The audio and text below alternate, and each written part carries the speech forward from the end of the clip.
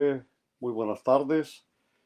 Hoy vamos a hablar sobre cómo es que para cada ser humano el mayor reto debe ser lograr alcanzar la verdad. Ya vimos en la epístola de Juan que él pone primero la verdad antes que el amor. Así es que muchas veces nosotros transigimos dejando oculto en medio de esa palabra amor todas las situaciones que nos rodean. Y por amor dejamos de hacer o hacemos cosas que no son las que la palabra nos menciona. Por lo tanto, siempre pensemos que la verdad es lo más importante y que el amor que sintamos, cualquiera que sea la dirección que le demos, siempre nos va a amparar para que podamos conocerla y para que podamos apreciar qué hay en la intimidad de esa verdad para poder sacar lo que realmente el Señor quiere que nosotros aprendamos.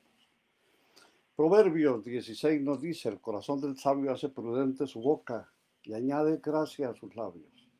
Panal de miel son los dichos suaves, suavidad al alma y medicina para los huesos.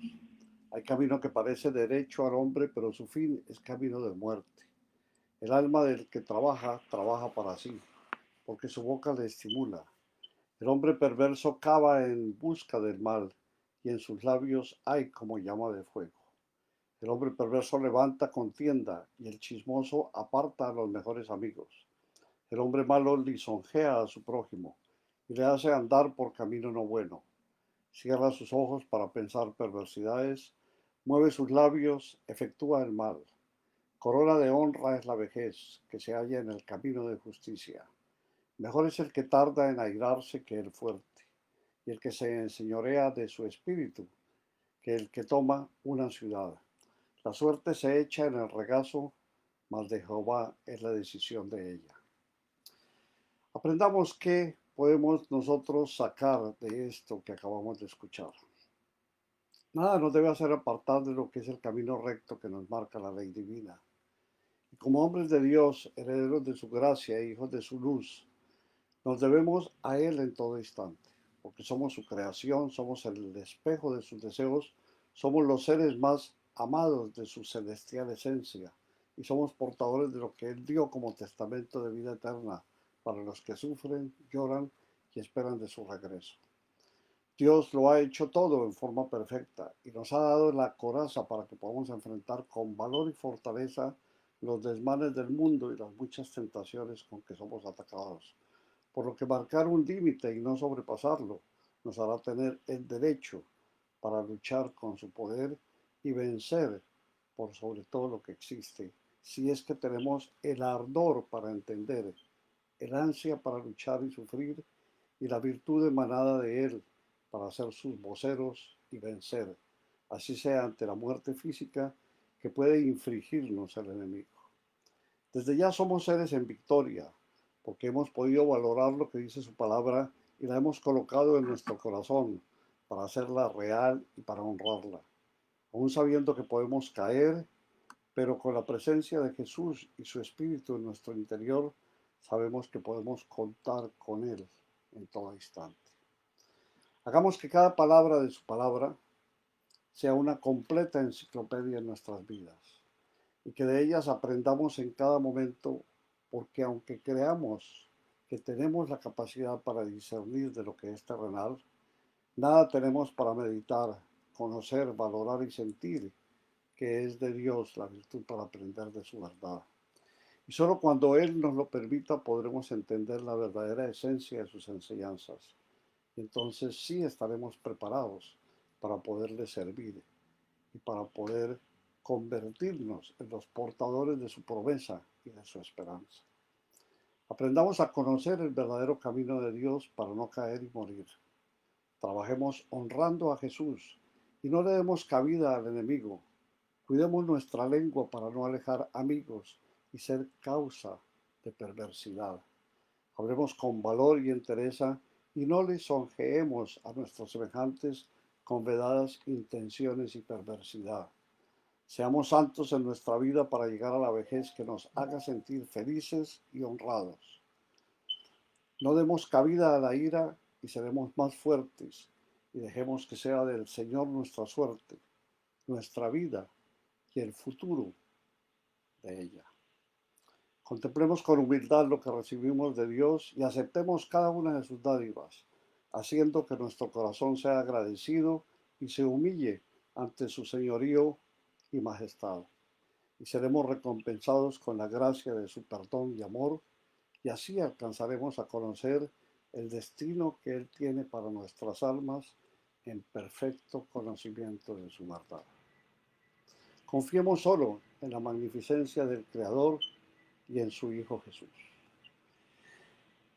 Vamos a mirar hoy la primera parte de la epístola de Judas.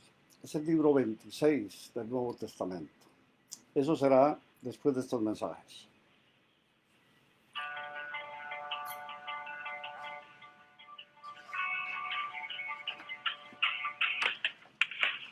Llegamos al final de la primera parte del programa Camino de Vida. No te vayas.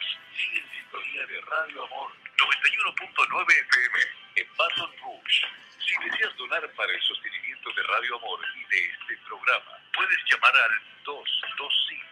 225-261-2837 y te daremos la información para hacerlo. O envía tu donación para Radio Amor 91.9 FM al 10870 Globe Road, Baton Rouge, Louisiana. Código postal 70818. Radio Amor, tu compañía. Prepara tus preguntas y comentarios. Llámanos y estaremos listos para atenderte. Regresa Gabriel Velázquez en su programa Camino de Vida. Muy bien. La epístola de Judas nos dice que es el libro 26 y su autor es Judas, hermanastro de Jesús. Fecha en que se escribió aproximadamente en el año 75 después de Cristo. Se destaca porque Judas no creyó en él hasta después de su resurrección. El propósito de este libro es abordar las falsas enseñanzas. Utiliza las palabras del versículo 4 porque algunas personas han pasado desapercibidas. También encontramos en este libro que es solo unas pocas líneas más largo que la tercera epístola de Juan. Judas recuerda a sus lectores que todos los discípulos y apóstoles habían advertido acerca de los falsos maestros y profetas que venían a engañar. Los anima a enfocarse en Jesucristo y a cuidarse los unos a los otros para que nadie sea engañado. Por eso hoy continuamos en este camino recorrido a través de la Biblia y encontramos el estudio de el apóstol Judas. Es un breve estudio, pero abarca como la inmensidad de la Biblia todo lo que necesitamos conocer, y aunque su espacio no es considerado el más extenso, sí nos deja enseñanzas que como con Juan aprendimos y vimos tan detalladamente. Vamos a hacer una breve introducción para que ustedes y yo podamos comprender un poco mejor de lo que se relaciona en el contenido. El escritor de este libro es Judas, que era hermano de Santiago. En los datos que nos ofrece el relato del Evangelio aparecen 3 o 4 hombres con el nombre de Judas. En nuestra identificación del autor de esta epístola nos ayuda la cita que encontramos en el Evangelio según San Mateo, capítulo 13, verso 55, que dice: ¿No es este el hijo del carpintero? ¿No se llama su madre María y sus hermanos Jacobo, José, Simón y Judas? Así que dos de estos hermanos, el escritor de la epístola de Santiago o Jacobo y el escritor de la epístola de Judas, eran hermanos del Señor Jesucristo. Había otros 2 hombres llamados Judas, ambos pertenecían al grupo de los 12 apóstoles del Señor. El más conocido es el infame Judas Iscariote, que terminó traicionando al Señor. El otro apóstol llamado Judas fue distinguido de esta manera como podemos ver en el capítulo 14 de San Juan, el libro del Evangelio de San Juan, donde dice, le dijo Judas, no el Iscariote, Señor, ¿cómo es que te manifestarás a nosotros y no al mundo? La forma de identificarlo indica que este no era Judas Iscariote. En consecuencia, creemos que el escritor de esta epístola es el tercer Judas mencionado en la Biblia, es decir, Judas, el hermano del Señor Jesucristo. Observamos que ni Santiago ni Judas se identificaron como hermanos del Señor Jesús. Santiago se presentó a sí mismo como un siervo de Dios y del Señor Jesucristo, de acuerdo a Santiago 1:1. Y Judas se presentó como siervo de Jesucristo y hermano de Jacobo. En Judas, el libro que vamos a estudiar, versículo 1, capítulo 1. ¿Por qué Santiago y Judas no se aprovecharon de su relación familiar con Jesucristo? Creemos que la razón es obvia. Ninguno de ellos creyó en las alegaciones mesiánicas de Jesús hasta después de su resurrección. Fue la resurrección misma la que trajo la convicción, confirmándoles que Jesús era quien afirmaban ser.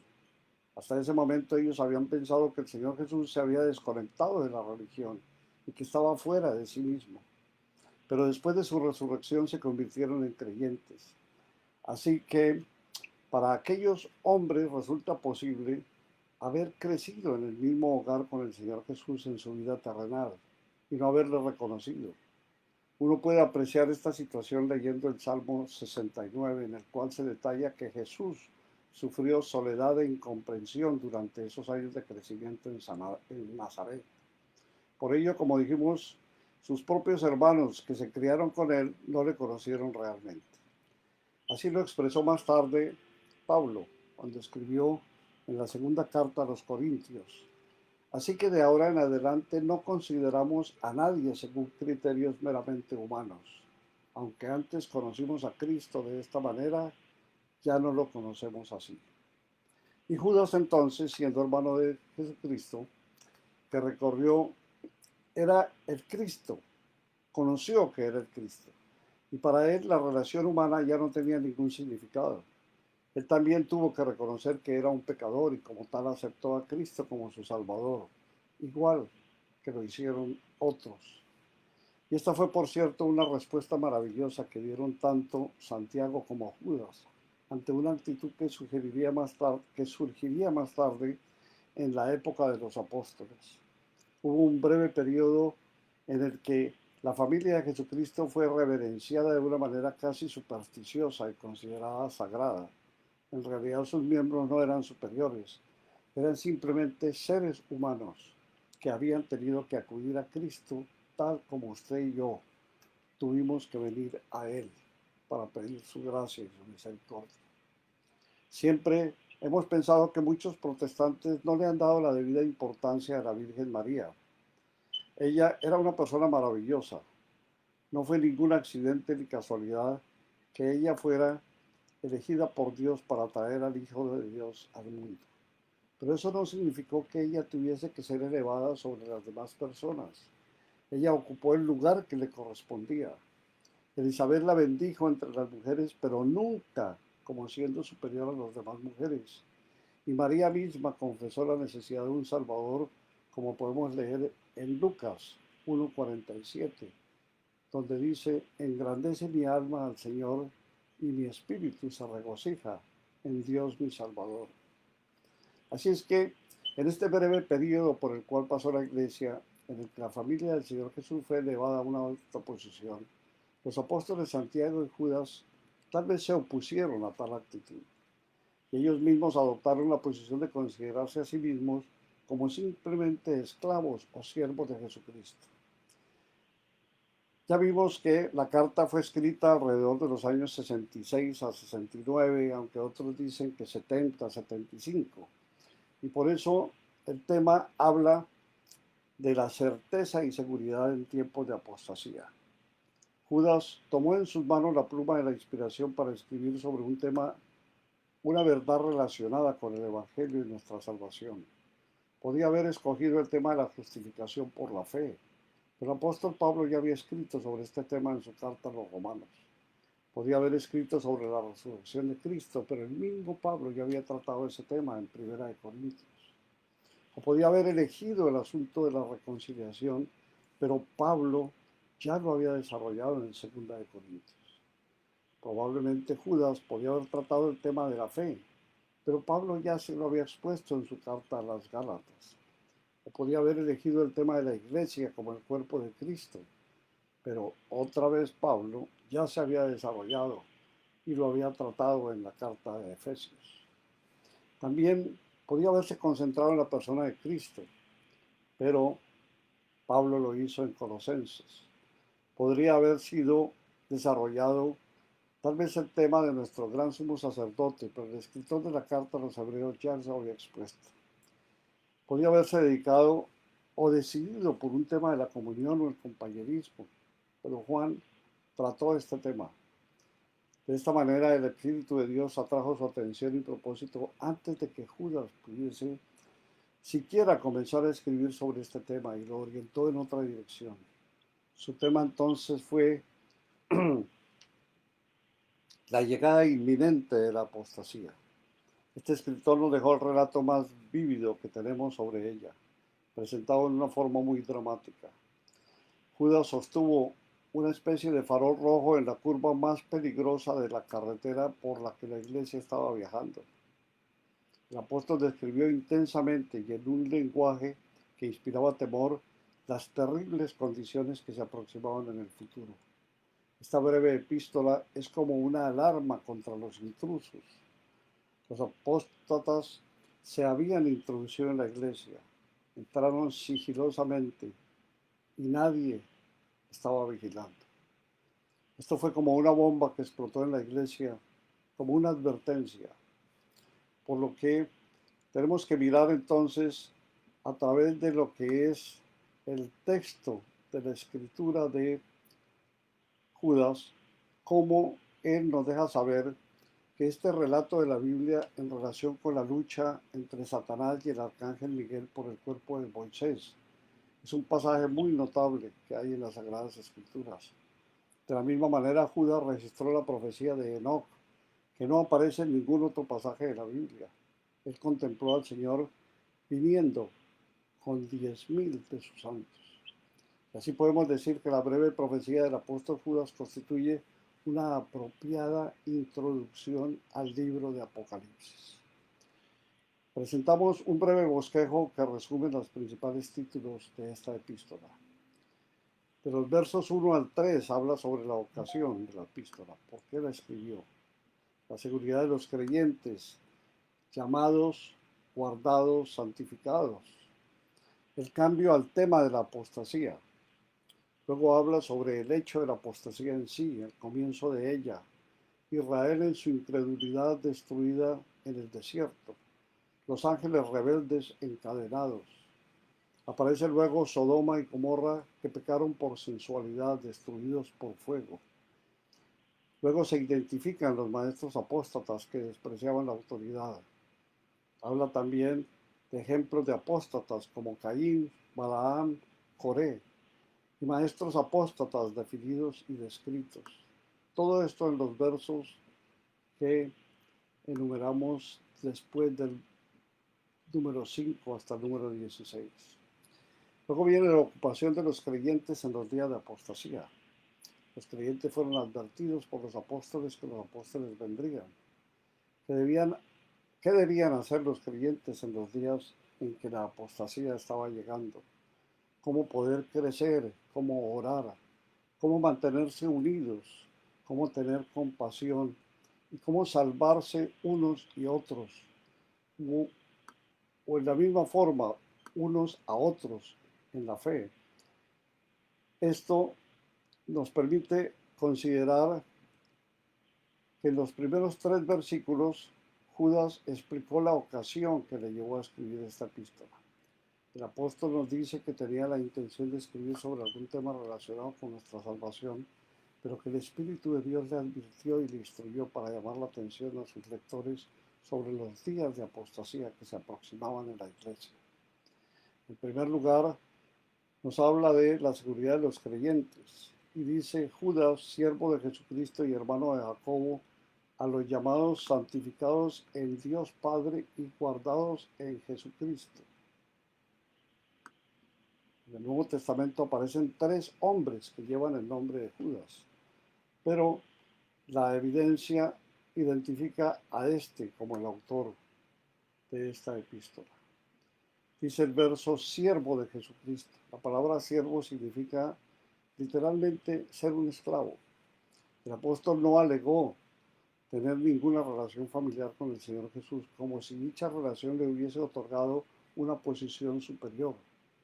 Esta omisión podría haber pasado desarraigada en la noción de la familia de Jesús y por lo tanto podía tratarse haciendo reverencia de que eran seres superiores. En cuanto a la frase hermano de Jacobo, fue como adelantarnos en la introducción, la forma que usó Judas para identificarse. Tanto él como Jacobo eran medio hermanos del Señor Jesús y Jacobo fue el autor de la epístola que lleva su nombre. Este último fue citado por el apóstol Pablo como una de las columnas espirituales de la iglesia de Jerusalén. Luego vemos la frase santificados en Dios Padre. Y 2 de los mejores textos griegos que nos aparecen nos indican que ágapa significa amar, y esto es más o menos santificar.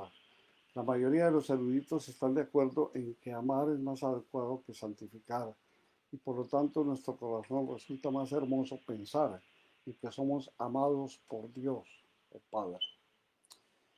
Al compartir al respecto sobre lo que se habla en referencia a lo que es la traducción, clarifica el significado literal del pasaje. Judas, un esclavo de Jesucristo y hermano de Jacobo, a aquellos que por Dios el Padre han sido amados y se encuentran en un estado de ser el objeto permanente de su amor, y quienes por Jesucristo han sido guardados y se encuentran en un estado permanente de ser cuidadosamente observados y han sido llamados.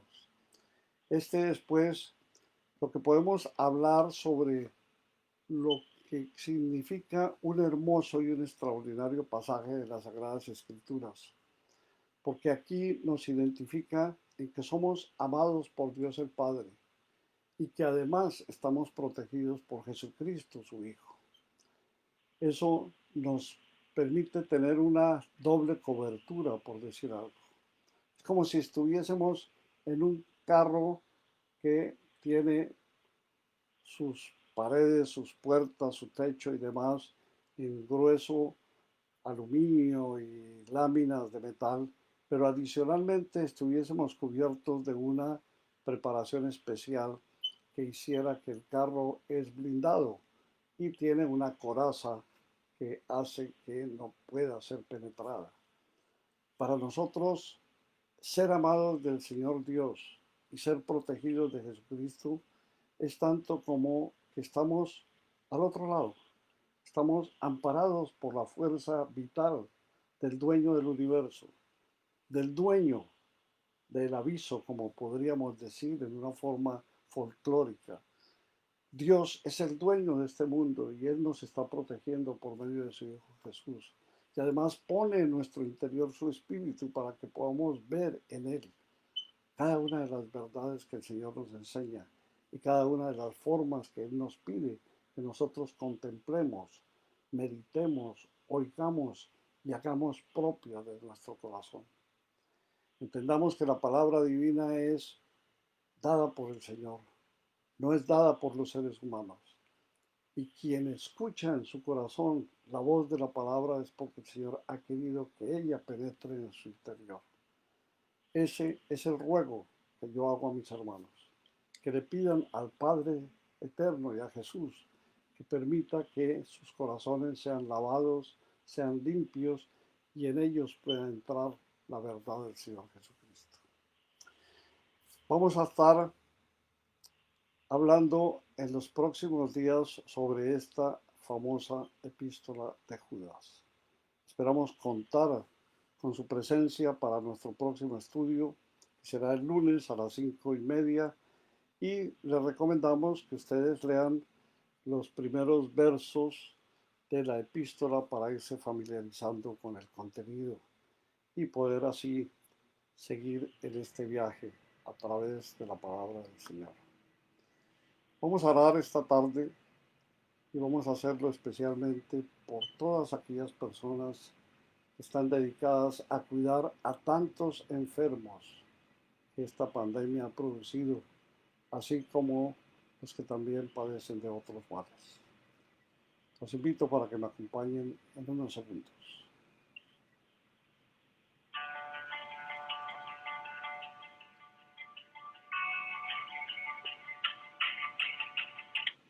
Saludamos a todos nuestros amigos que nos ven en Facebook Live, a usted y a nuestra audiencia en Radio Amor 91.9 FM. Les invitamos a que llamen y participen en nuestro programa. Oramos por ustedes y sus familias. Llámenos al 225-725-3646. En tu oficina, en tu casa, en tu carro, refresca tu vida con la música de Dios. Somos Radio Amor en la frecuencia 91.9 FM del dial de tu radio. Familia. Regresa Gabriel Velázquez con la parte final de su programa Camino de Vida, que presenta de lunes a viernes a las 7 de la mañana Y de 5:30 a 6 de la tarde. No te lo pierdas.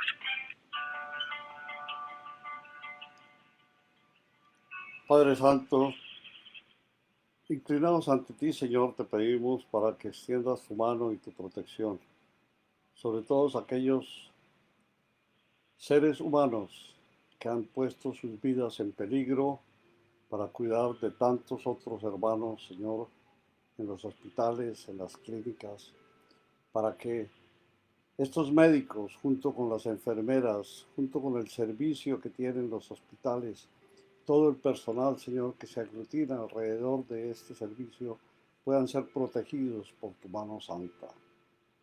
Señor, pon a tus ángeles para que cuiden de ellos, para que estos enfermos puedan encontrar ese consuelo, Señor, que tú les das, permitiendo que puedan subsistir, que puedan sobrevivir a este maléfico mal.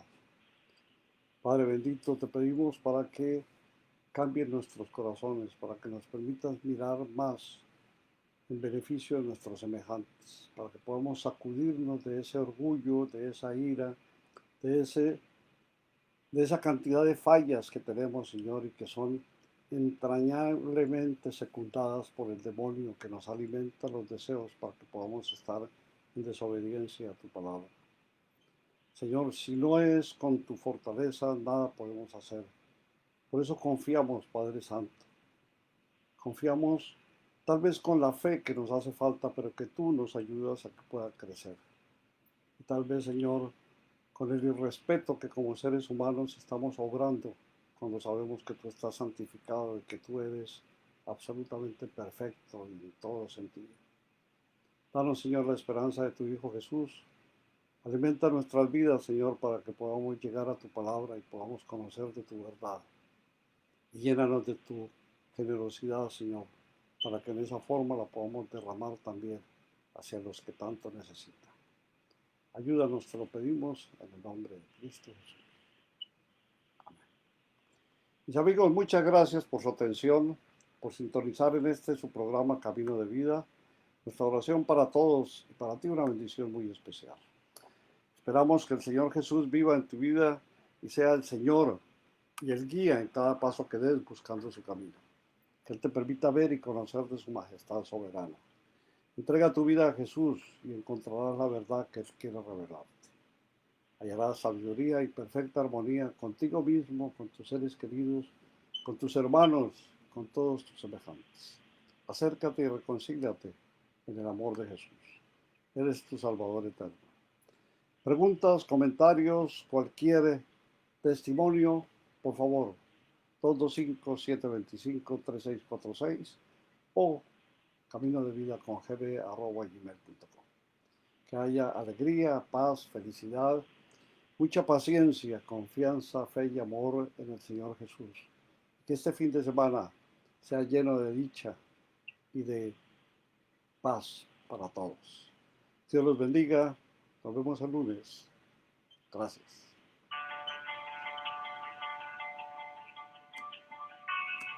Camino de vida con Gabriel.